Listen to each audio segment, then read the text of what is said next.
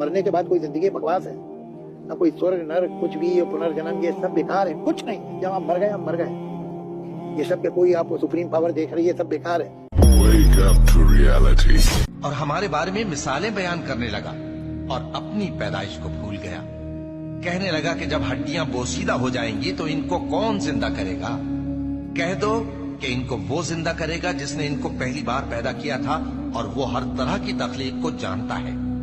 वही जिसने तुम्हारे लिए सब्ज दरख्त से आग पैदा की, फिर तुम उसकी टहनियों को रगड़कर उनसे आग निकालते हो। भला जिसने आसमानों और जमीन को पैदा किया, क्या वो इस बात पर कादिर नहीं कि इनको फिर वैसे ही पैदा कर दे? क्यों नहीं? और वो तो सब कुछ पैदा करने वाला कामिल इल्म वाला है।